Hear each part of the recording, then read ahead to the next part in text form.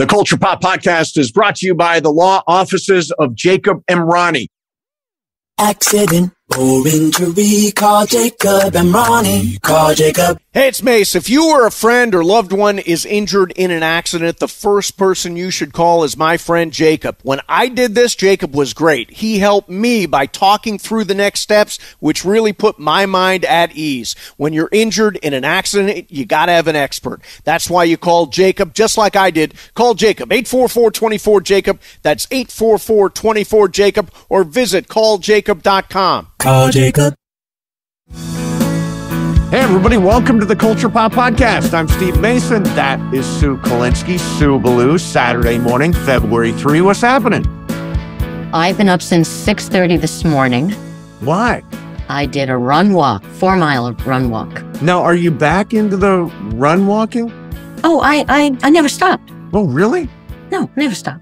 Now, what happened to golf? Are you still golfing, or is that on the... I haven't actually played golf, but I've been hitting golf balls.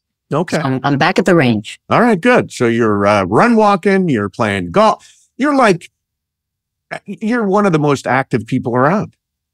Well, I also have to tell you, give you an update on what's going on with me being dry. Oh, that's right. No weed, no drink. No weed, no wine, no beer, no vodka. So today, this a little while ago, you know, when you sign up for Medicare, yes, they give you a lot of free medical stuff. Okay. So I have a blood pressure cuff that when I do my blood pressure, it goes to the doctor. Okay. Okay. And I've got reprimanded a couple of times from the doctor saying, you got to do it more often. You know, you're supposed to do it every day, or at least 20 days out of the month. And, and I was like, okay, I'll do it. So anyway, so you get that, and then you get the blood oxygen little clip thing, right? All this stuff comes free with Medicare. It comes free. So they gave Tom a scale. They never offered me a scale. So that's because you run walk and you're very trim. And maybe I'm a woman and I don't want to know how much I weigh all the time. Sure. So this morning, I get back from my run and Tom says to me, how much do you weigh? And I said, I don't know. I haven't weighed myself since I, lost the weight, since I haven't been drinking. So, he wanted to know how much I weighed because the scale that Medicare gave him was giving him, was higher than the scale in our house. So he says to me, do you have a dumbbell? He said, besides me? So I weighed myself. Yep. And I lost 7 pounds. Wow. That's amazing. I know. So now it's January is over. We're into February. You haven't had a drink yet in 2024. Will you have a drink soon? I think, like I said to Tom, when we go to Ireland, and it's not that we have plans on going to Ireland immediately, I will definitely be drinking beer, Right. If we go on vacation, I'll have a drink. Yeah. But while I'm home and I have no reason, I have no desire. Yeah, that's good. That's good. Well, Juan has gone dry also. And not just January. Drier. He's gone dry. He had 7 drinks in January. Okay. He's dry-ish. He's dry-ish. He's dry adjacent. Yes. But he's cut way back too, which is great. And of course, why did he do it? Why did he do it? He just feels like his head is clearer and he's more productive and all that kind of stuff. And I, of course, have given up nothing at all. I am still eating my gummies every day. I've given up smoking. Okay. Yeah, I gave that up. All so right. I'm just on the gummies now. Okay, you look good. Yeah, thanks. Yeah, I feel good. So a couple of things here. I wanted to do a couple of things. First of all, Gideon Glick is going to join us. He is one of the co-stars of Maestro, which, Sue, I had a chance to watch last night again. And let me describe my viewing position. We have this massage chair now. It's one of the largest purchases I have ever made. It's beautiful. It's crazy. It massages you every which way. And there are Bluetooth speakers on both sides of your head. Mm-hmm. So I'm watching Maestro and I'm basically in surround sound. And by the time you get to that conducting scene, I'm like, I am so wrapped up in this movie. I absolutely love the movie more the second time than I did the first time. Now, did you love your chair more than the movie? I did love the chair. I love the chair, but I also love, I mean, the speakers are like right by, so you're completely enveloped in the movie. And I'm telling you, I was like mesmerized during that conducting scene that he does with Mahler's Second. I had to look that up. It's Mahler's Second is the big scene that he does. So anyway, Gideon Glick's coming up. I want to remind everybody, this is something, I was reading an article. I'm reading a lot of articles about how to grow a podcast because I'm really focused on growing the podcast. And we've got such great loyal people that are out there every time we do this show. And let me just say to those people, first of all, recommend the show. If you know somebody who is just right for culture pop and you know they're going to recommend the show, tell them about it. The other thing is you can always do, if you're watching on YouTube, you can subscribe to the channel, which is great. And you can leave us a comment or a review or whatever down below. And I'll tell you this much. We're going to do in a minute here a segment about greatest Broadway performances we have ever seen. And if there is one that sticks out for you, go to the comment section and tell us about it. And we'll respond to you and react back and forth. So that's on YouTube. Subscribe to the Spotify and the Apple so that you've got the podcast coming in on a regular basis. And again, 5-star review, a 5-star rating, leave us a review. All that stuff helps. So what else? What else? What else? Tell your friends. I am hearing something through my headphones. Do you hear any like music playing? I do not. I believe that is in your head. I'm wondering, I don't know where it's coming from. And I think. Is it coming from your computer? No, I can't hear it. I wonder if it's, sometimes when I'm listening with this mic and my headphones, whatever is happening in the other room, I hear. Oh, okay. Well, sometimes the garbage. Tom's taking a shower. There you go. See, the garbage truck will go by the studio sometimes, and I'm always like, oh, God, this is going to be can't hear it. These mics are very like directional. I think that's why. Yeah, I think that's what I hear. I hear the show. So anyways, that's the show. Now I came across a quote from George R.R. Martin. Do you know who that is? George R.R.? R.R. Double R. Mm-mm. You wrote Game of Thrones. Oh, okay. Books, well, okay. I didn't see Game of Thrones, so there that's true. Go. So he wrote something that I think said something I think is really apropos. I think it's actually one of the reasons why movies are less fun to talk about than they used to be. Let me explain. He says, it used to be fun talking about our favorite books and films and having spirited debates with fans who saw things different. But somehow in this age of social media, it is no longer enough to say, I did not like book X or film Y, and here's why. Now social media is ruled by anti-fans who would rather talk about the stuff they hate than the stuff they love, and delight in dancing on the graves of anyone whose film has flopped. It's all so sad. Could not agree with George R.R. Martin more. It has become, and by the way, Maestro is one of these. Some people just don't like it and they're upset about it. I absolutely love the movie, but it should be a debate as opposed to, God, you know what I hate is those Razzie Awards. I hate those, they do the awards. Yes, I'm like, it's horrible. It's just mean. It's mean-spirited. Yeah. And I always look, at the end of a movie, I see all those names, right? Hundreds of names on it. And I try to sit through the whole thing because I want to pay respect to all the people and I never really crap on movies because I'm like, so many people worked on that. So many people believed in that project. I'm not going to just crap. You can debate it, but I'm just not going to crap on it. You're not going to just trash on it. Exactly. Now, how do you feel about that? Yeah, I mean, I do think that everything has become very mean-spirited, and I don't really like that. And I have to say that sometimes I'm a little guilty of saying something not great about a film. Are you? Like, what's an example? Well, May December. I mean, I really crapped all over that. You hated May December. I really didn't like it. But yeah, I mean, I do I do get what he's saying, and I would appreciate more of a spirited conversation about anything. Yeah, I mean, we get so much, that sucks. Right. He's the worst. No way I'm ever seeing. I mean, a lot of that on social media. I'm trying to engage more on social media in sort of pop culture ways. I actually wrote a little tweet about Maestro this morning. So, but it's interesting to have a debate. It's terrible when somebody just, it sucks.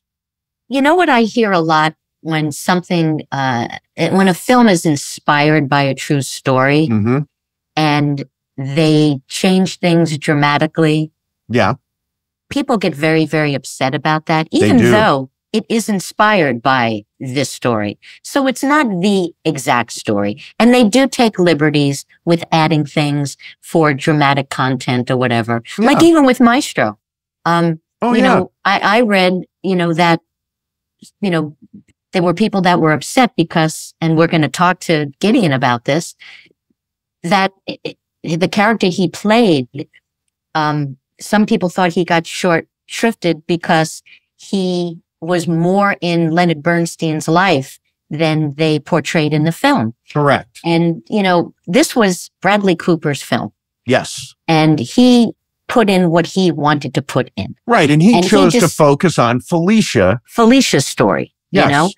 And, maybe that's another movie. If at some point someone else wants to make a movie about that story. Yes. Yes. So I find that people trash movies because of that too. Yeah. And yeah. it's really unfair to the director because that's not the movie he set out to make. Now, I was a PA on a movie called Monkey Shines in 1987. And I even respect when the list of PAs comes up on the screen. Because I'm like, man, they are doing the dog tired work, man. If you're a PA, you're picking up garbage and you're cleaning up after people. And I mean, the PAs work really, really hard. And that's just an example. All the people on that list are like, they're fully emotionally invested in it. It reminds me of a story. In 1988, I think, I was out in LA. I decided I'm going to make it in show business. I took a step away from radio. And I ended up working on a show called The Highwayman, which was a show about a semi-truck that could fly. So it was kind of a superhero semi-truck flying. And it was ridiculous. It was ridiculous. But I worked with people who were very smart, who were saying things like, I think we've got something here. Like, I think this is real.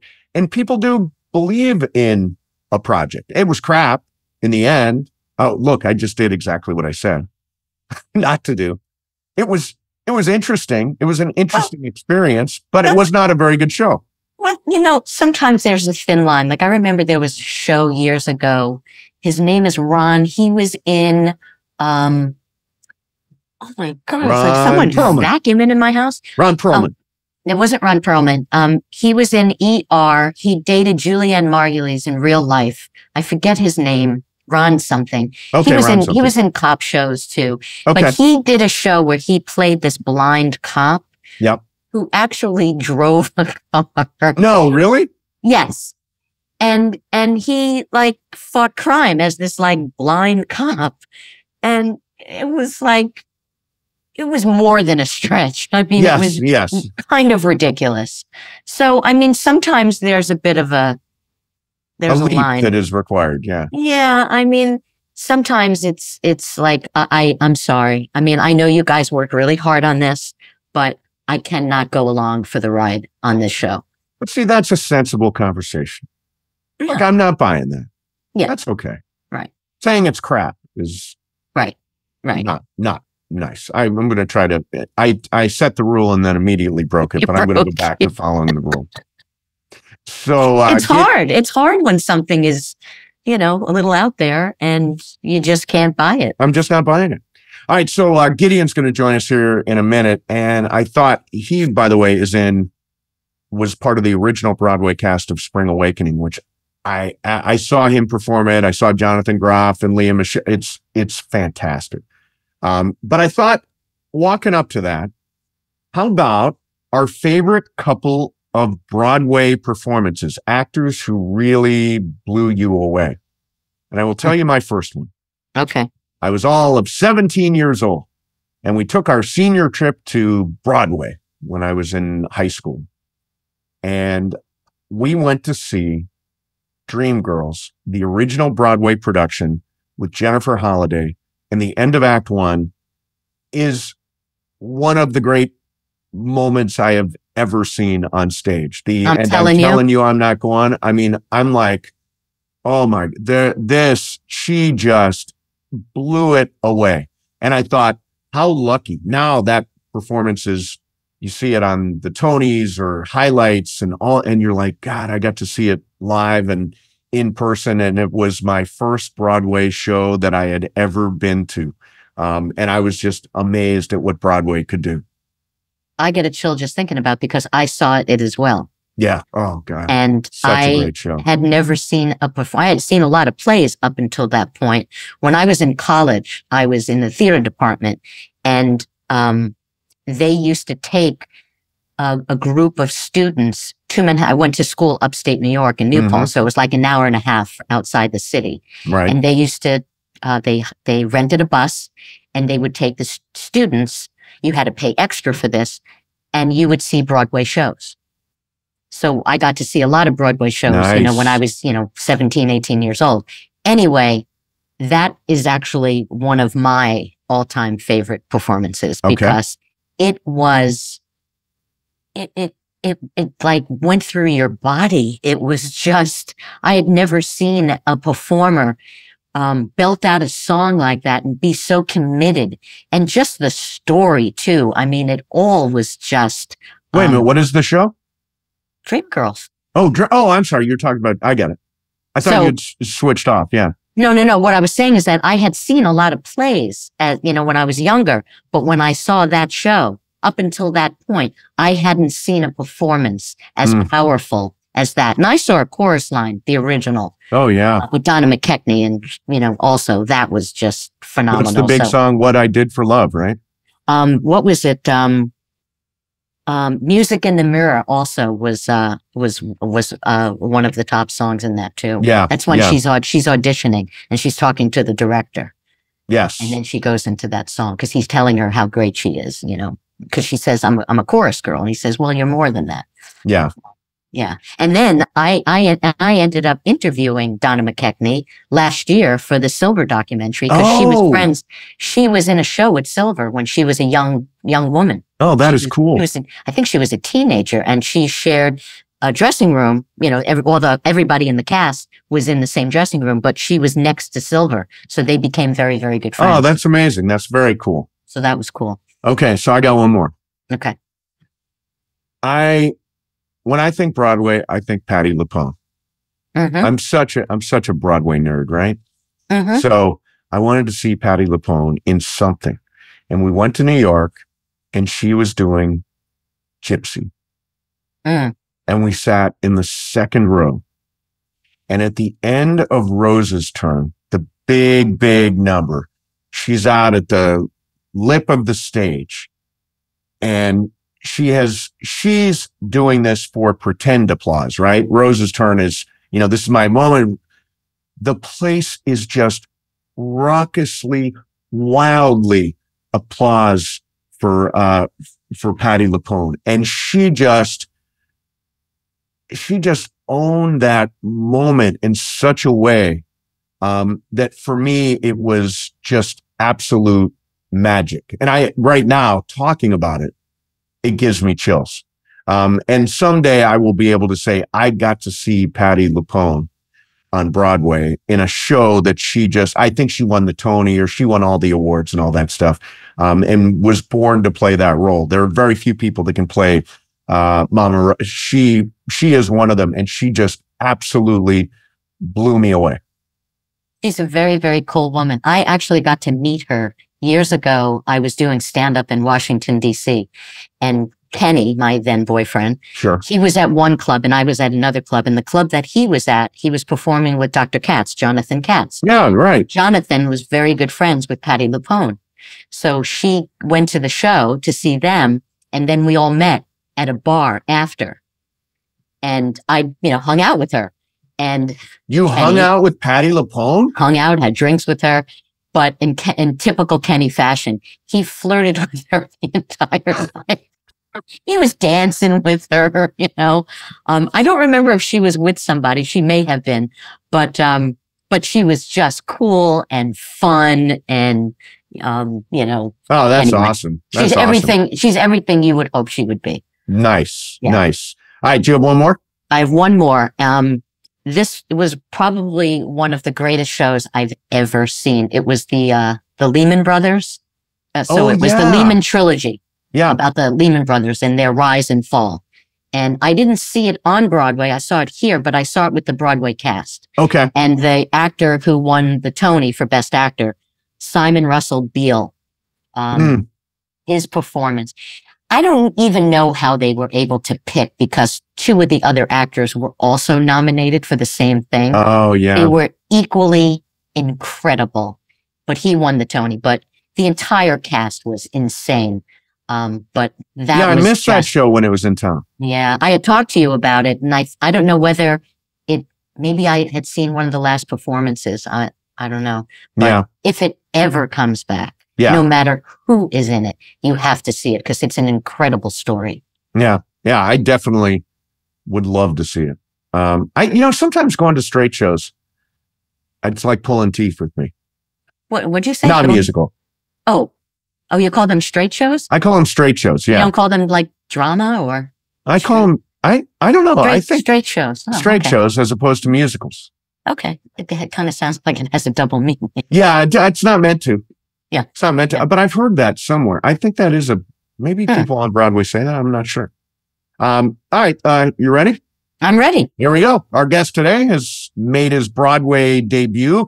As a member of the original cast of Spring Awakening, he has gone on to starring roles in Spider-Man Turn Off the Dark, and he was a Tony nominee for Aaron Sorkin's stage adaptation of To Kill a Mockingbird. His screen work includes roles in Devious Maids, Ocean's 8, and The Marvelous Mrs. Maisel. His latest project is in Bradley Cooper's Maestro. He plays Leonard Bernstein's great love, Tommy Cothran.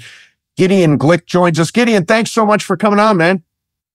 Thanks for having me. So I watched Maestro again last night, and I am blown away by that movie. I'm blown away. First of all, I should have probably known more about Leonard Bernstein than I do. But for me, it was like an interesting way in, and I'm just amazed at Bradley Cooper's performance and the ability to direct the movie while he's giving that performance. What was that like? I mean, I'm amazed too. He would get there like hours upon hours before any of us, because he had to get into his whole prosthetics. And so I don't really understand how he did it with so little sleep, because, he was the first to arrive and the last to leave every day. And he is so present. And, what I found so exceptional is, he prepped for this movie for like 6 years. And we improvised a lot of our scenes, and every take, it was different. It was full. It had knowledge of the present time and his life. And he just was, I felt like I was with Leonard Bernstein the whole time. Wow. Now, I read something very interesting, that you guys stayed in character together even during breaks in shooting. Now, is that not an ordinary thing for you? Well, I've certainly never experienced that before. Bradley would Bradley never lost the voice. He would always maintain it. I think it was smart, because it's such a particular way of speaking. And so he would sometimes talk to me as Bradley, always in the voice.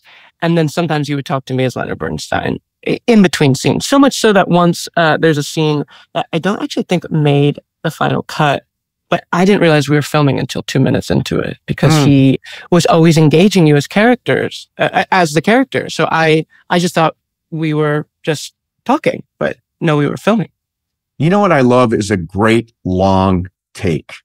This movie is filled with great long takes, right? Where the camera is planted, and then like there's a great scene where Felicia is diagnosed with cancer.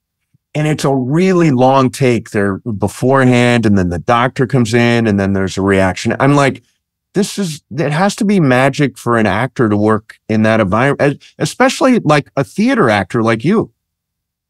It was magic. It was really, really electric. And, you know, again, it was really immersive. So you got lost in it. And he is so good and so electric and so alive that you really just, you sit and you listen. That's really what you do, and you respond. It was really an incredible gift. And also to do that, especially my section was all filmed in Panavision. So we were doing these long shots and takes and improvising in Panavision. I mean, it just that I felt very lucky. Yeah, you know, he really is a bold filmmaker. He was doing stuff like, he did a lot of wide shots and there was one particular scene where he was with Carey Mulligan and they were in a field somewhere, and you know that most directors after some point would push in so we just see them close up. And I think that whole scene was shot wide. So you were just it was so kind of like voyeuristic, where like if you were to see this couple from afar, that's all you would get to see. Yeah. And that's how the scene was shot. And I thought it was so brilliant and so brave for him to do something like that. I agree. I mean, there's a real sense of cinema verite with this film. And it feels like you're snooping on these people. Mm-hmm. And, you know, Bradley really trusts the process. He really trusts his actors. He puts a lot of faith in them too. And we didn't do a lot of takes. I mean, we would traditionally do like 3 takes, which is pretty wild to me. You know, the movie for me is about sort of a longing. I mean, it's obviously about Leonard Bernstein, but it's also about this longing. Like when we're first introduced to your character, Tommy and Lenny are sort of kissing and getting to know each other. And Carey Mulligan walks in on it. Felicia walks in and walks away. And I'm like, my heart breaks for everybody in that. I mean, for Lenny, for her, because she's made this, would you call it a compromise? She's made this compromise in life to share Lenny. I mean, I don't know if I would say compromise, because I would say it's an agreement. This is what they signed up for together. And so, you would have to ask her if that was a compromise. And that's up to you to decide after seeing the movie. But I certainly wouldn't, put that term on. What would you put on? An agreement? An agreement. I think she knew who he was in the beginning, and she knew what she was signing up for. I don't think she understood necessarily the emotional toll, but she understood the parameters of what it was going to be. Now, do you think that he was conflicted? Because I read some quote, and I think it was from Arthur Lawrence, who was his creative partner in West Side Story. He said that he wasn't conflicted; he was just a gay guy. Yeah. So, are you asking me if he was? I want to know your. Well, we knew he was gay, but I want to know if you felt that he was conflicted, because when you watched the scenes with he and Felicia, they were such a heterosexual couple. They looked so much in love. He looked like he was so much in love with her. And then you saw the other side of him. So what was your take on who he was? I mean, I think he's fluid. I think I do think he was predominantly gay, but I do think he was fluid. And I mean, he was in love with Felicia. They sired children together. I mean, that takes, some fluidity. And I think I think the movie really shows he has a lot to give and a lot to take, but he really wants to love and experience. And so I think it becomes, more fluid and kind of messy. You know, I read a really beautiful account of the relationship between Tommy and it's Cothran, right? Tommy Cothran. Yeah. Who you play. And this was written by a guy named Peter Napolitano, who was apparently friends with Tommy. And he was also his lover, too. Oh, that's right. He was his lover for a short period of time. But Lenny went back and saw Tommy at the end of Tommy's life because he died of AIDS. But he paid for his medical bills and his rent and all that stuff. For you, what was Tommy a great love of Lenny's? Oh yeah. Tommy was one of the only really gay domestic relationships they had. I mean, they lived together for years. They lived together in California. They lived together in New York. Tommy, there's a lot of literature and even the Bernstein children would say there was a sense of liberation that Lenny started to feel when he was with Tommy. He started to dress differently. He sort of stepped into his gay self. And so they were together for years. And then, Felicia was diagnosed with cancer. He went back to Felicia, but they stayed in contact till Tommy died. And as you said, he was there on his deathbed. I think Tommy is one of his great loves. And that was really exciting to be able to portray. Now, did you ever talk to Bradley Cooper about the fact that he didn't include that in the film? We talked about, I pitched some ideas, I guess, of maybe like some scenes and so forth. And he engaged with them. But I think the movie is from the perspective of their relationship. Mm-hmm. And so especially as a gay man, obviously, what interested me most about this movie was his relationship with Tommy. And obviously as the actor, I'm playing Tommy. But that for me was this hidden history. And so in my research, I got really, really excited about it. And so, but I had to reconcile with the fact that that's not what this movie is about. This movie is about the relationship between Felicia and Lenny. Yeah. Mm-hmm. So I came out when I was 28 and then came out publicly when I was 51. You came out when you were young. It's hard to imagine that era.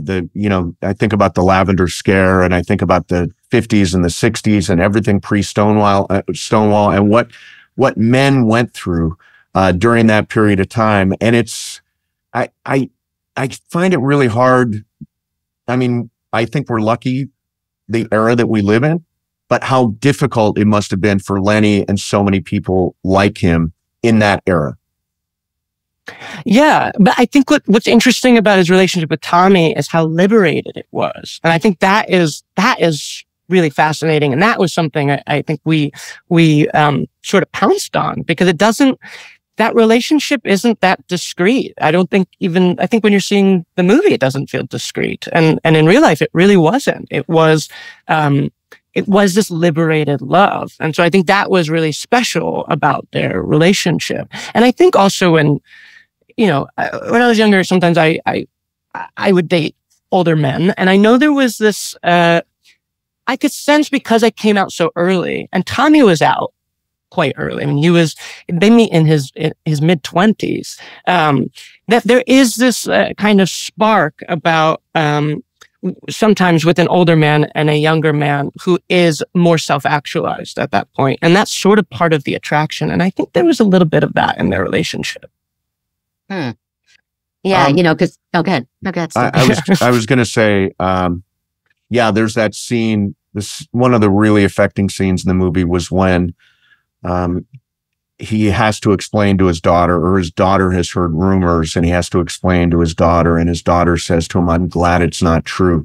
And we stay with Lenny through that moment, and I'm like, he knows that who he is not what his daughter hopes for, right? And it's just, yeah, go ahead.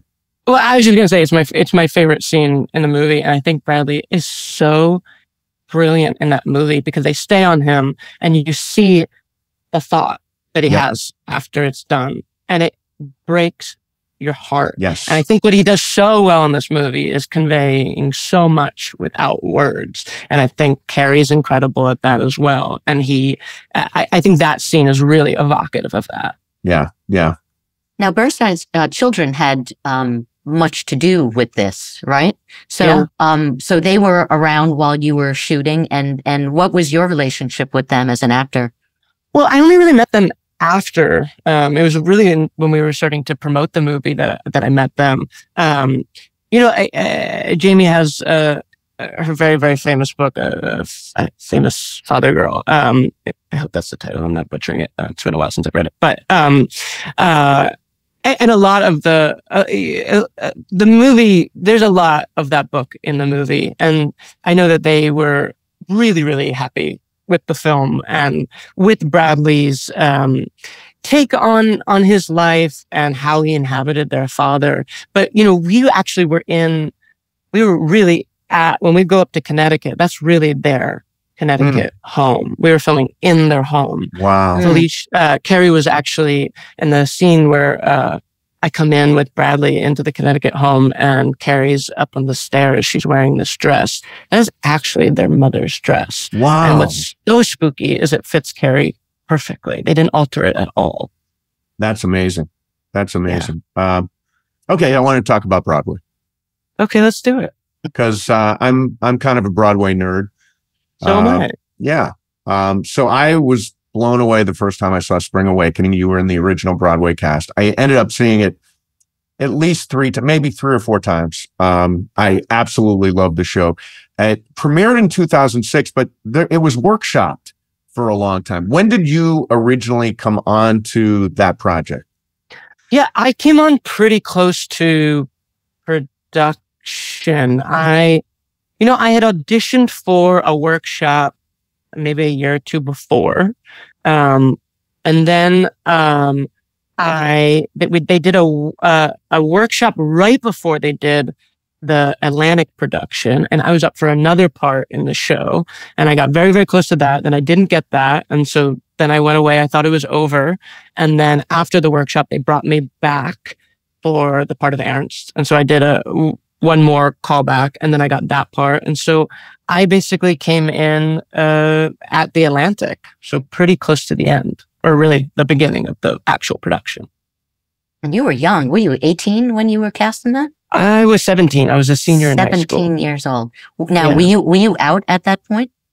I came out when I was 12. So I was a pretty precocious kid, and I was pretty self-aware, and I was lucky that I had very progressive parents. And I felt safe to do so.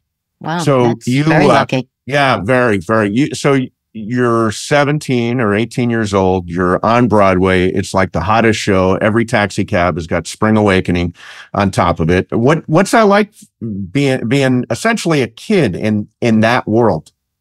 It's funny. There's this like youthful arrogance that one can possess. In my head, when I was in high school, my idea of what I was going to do was go to Broadway. And it was so very clear and that I would be in a big Broadway show. So in a strange way, I thought, oh, well, this is normal. This is what I expected. And it was only afterwards when I really started to make a career. I go, oh, that was an anomaly. I didn't understand that at the time. It was exciting and thrilling and so forth, but you're in the eye of the hurricane. It seems you're not really aware of what is going on. So it was only after the fact that I became aware of, like, wow, what was that? Yeah, you see, I came to the Spring Awakening party very late. I didn't get to see it until maybe it was 5 years ago. Friends of mine's son was in a production of it. It wasn't through his high school, but he was in high school. And I knew nothing about it. I had no idea the sexuality, young kids. And I was like, whoa. I mean, just because I know their kids since he's a baby. And to see him, kissing another guy and just how potent the sexuality was for these young kids. I just thought it was incredible that they got that experience at that age. Yeah, I mean, I think that was the subject matter, obviously, the music, so groundbreaking, but they made a very conscious effort to cast people close to that age. And I think that is what made it so fascinating. And it was a really long casting process. It was workshop for so long, and they really tried to make sure that the kids who were part of it had a maturity, and also had, I think the voices in Spring Awakening, quite literally, the timbre of the voices, it's unique. And I think they cast people who had point of views, and I think that helped the show. We had John Gallagher on when the reunion movie came Oh, out. yeah. And he talked about how moving it was and what it was like putting the cast back together, how people changed, how they stayed the same. What was that like for you? It was therapeutic, I would say. I mean, it's like, you meet these people at that age. That is like, it's such a important time in your life, and to go through such a big thing together, and then to regroup and, and to sing the songs. Music is inherently nostalgic, but then to actually sing them together again, it was so emotional. And it's like, again, it's like your family, it's trial by fire, and it's an experience that nobody else has. It's such a truly unique experience. And so coming back together, I think we were all sort of dazzled by the experience. I loved all the stories, the things that we didn't know that happened when you guys were younger. The conversation, well, I know the conversation between Leah Michele and Jonathan Groff about what was it about being gay? He hadn't kissed a girl, or he didn't know how to do it. And would she show him her vagina or something? I think she showed him her vagina with a desk lamp or something. I didn't even know that story, so that was shocking to me. I told so many people who hadn't seen the show, I said, you know what? You got to see the show. But even if you hadn't seen the show, you have to see this documentary, because it was so much fun. It was really great. Now, I don't remember. Now, it was the first time that all of you had been together in 15 years, but had you seen any of these castmates in all those years? Yeah, of course. I mean, I've maintained friendships with a couple, and again, like there's a group chain that has always sort of been around. After the Parkland shooting, they were doing a community, some of the survivors were doing a community theater production of Spring Awakening. So I actually organized a trip where I think it was the only person that couldn't unfortunately make it was Gallagher. But we all went down to Parkland, and we did workshops with them, and we watched the rehearsal, and we sang with them. And so I think that was the last time that we were all together, which was a very intense and experience. Sure. Yeah. So you were nominated for a Tony for your work in To Kill a Mockingbird, and you worked with the great Aaron Sorkin, one of the great writers of this generation. Truly. When you first read the play, what was your take on Sorkin's adaptation of To Kill a Mockingbird? What's interesting, the first time I read the play was a cold read for the producers and for Aaron and so forth, because they wouldn't let me see the show ahead of time. And so that was sort of, I knew that was my audition, but it was, they gathered a whole cast to read the whole play. So my first impression was, not like pooping my pants, because I was so nervous and I wanted to do a good job and so forth. And then as it, coursed through my body and I started to do it more and more, I realized like just how profoundly good it was. He really modernized it in a really special way and brought out things in the book that I think we all love. And he sort of challenged them a little bit and just sort of shifted everything a tiny, tiny bit on its axis. And I think it was hugely successful. Had you seen the movie? Oh, of course. Yeah. Yeah. Oh God. Yeah. Yeah. Yeah. Okay. So we were talking before you got here, about our favorite Broadway performances, like actors' performances. Yeah. So I'm trying to think. Mine were, I saw Jennifer Holliday do Dreamgirls. Oh, jealous. In 1982. And I saw Patti LuPone do Gypsy in, I forget what year, but I was talking about Mama's Turn and the way she was unreal. Sue, what were yours? Mine was, it was Jennifer Holliday. Jennifer Holliday, yeah. Russell Simon Beale in the Lehman trilogy. And Donna McKechnie, I got to see in A Chorus Line. Oh, that's so cool. Yeah. So for you, when you think about, what greatest Broadway performances? For me, it actually was Bernadette Peters doing Gypsy. I that production was pretty astonishing. And I grew up watching Into the Woods and had a deep, deep appreciation and fandom for Burnett Peters, especially her performance as the witch.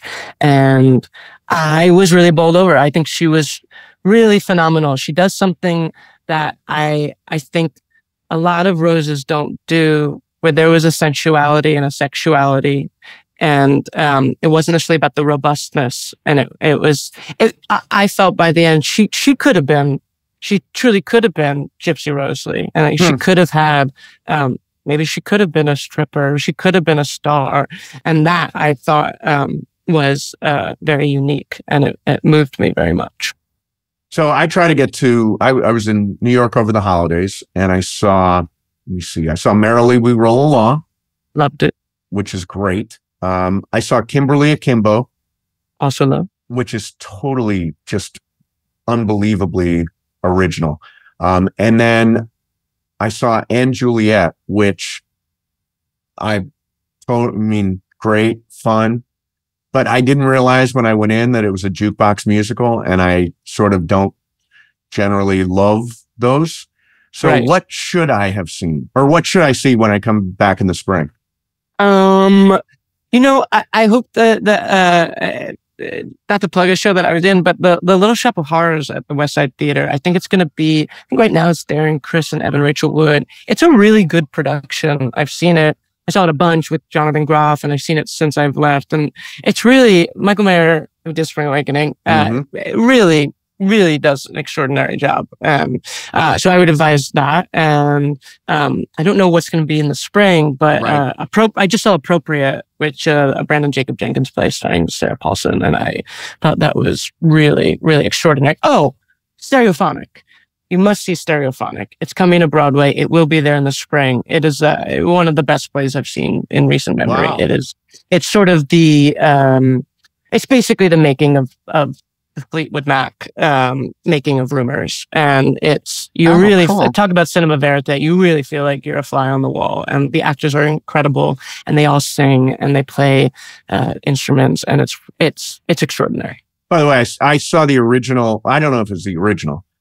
I saw Ellen Green do Little Shop of Horrors. And I just remember Suddenly Seymour and those songs.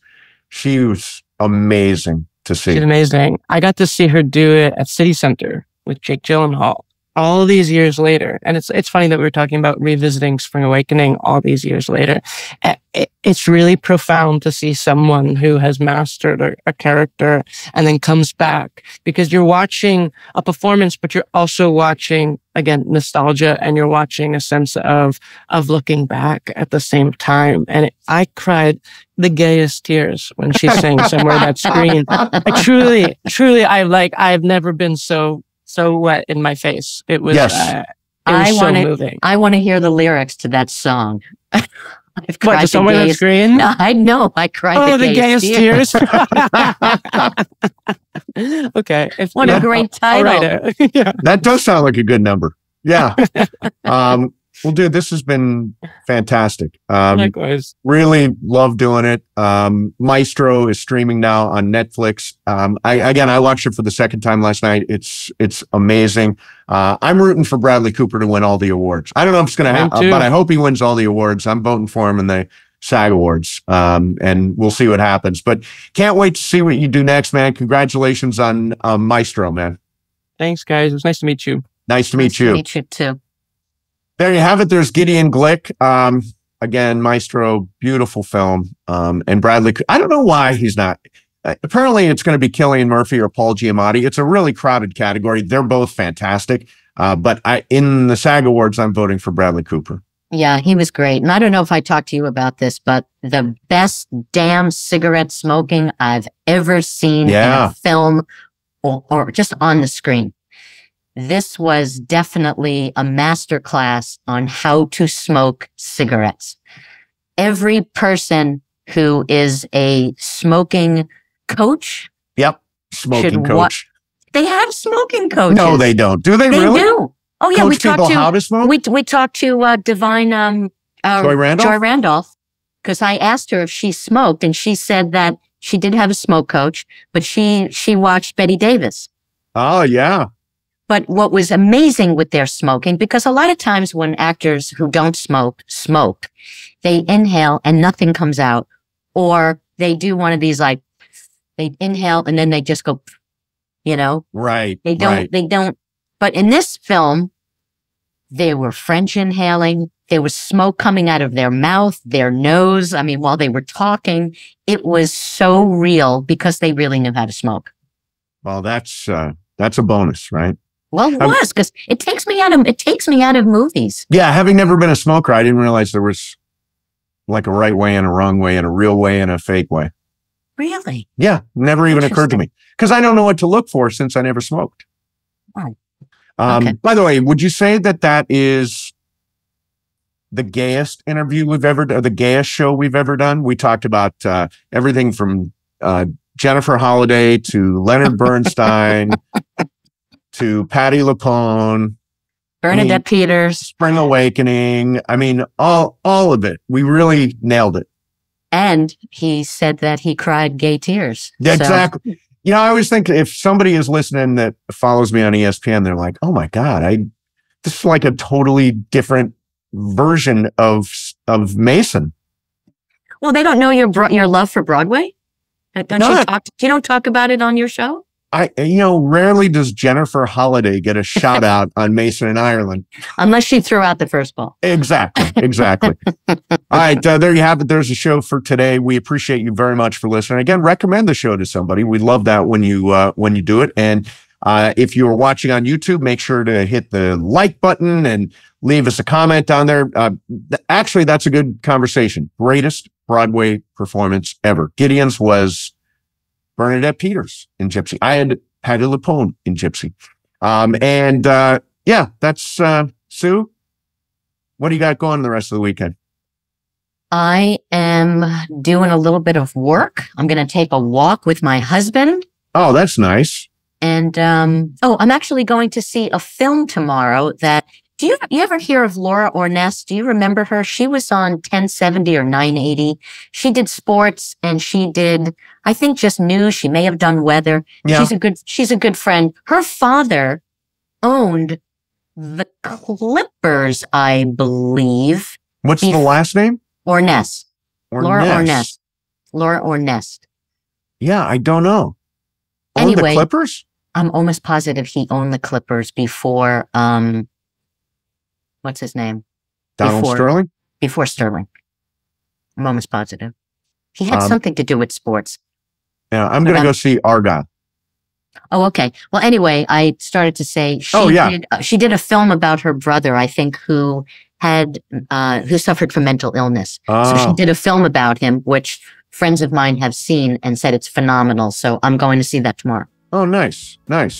Yeah, I'm going to go see Argyle. Bryan Cranston's in it. Bryan Cranston's going to come on the show, hopefully next week. Oh, cool. So we'll talk to him about that. So lots of great stuff coming up. Make sure you keep on listening, keep on watching. Thank you very much. And we will see you next time on the Culture Pop Podcast.